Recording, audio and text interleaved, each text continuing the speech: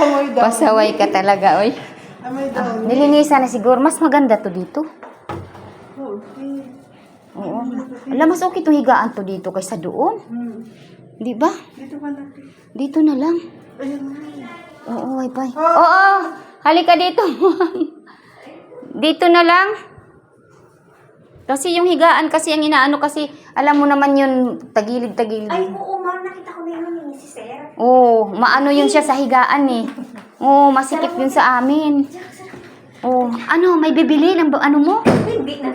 Ay, ano ba yun? Suwi sa text me. Ha? Kasaway. Sa loko-loko sabi niya, ito, bibili na, bibili. Sino? Tresme? Ito na lang. Esme. Si Es. Uy, ang ganda, oh. Dito ka natin. Kaya nga, dito na nga lang. Medyo konti ng price to, ma'am. Ha?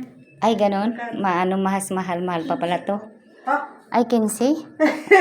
Patay tayo dyan, kaya pala eh. Ay, ganun ba? Wala, kasama tubig ilaw?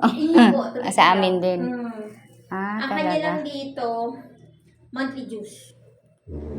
Monthly juice kanya. Ibig sabihin hindi siya magbabayad ng monthly dues. Hindi. Ano na, tubig ilaw lang sa kanya. Tapos kung gusto niya mag-wifi siya, ayun. Kasama naman yan, no? Tubig ilaw lang sa amin.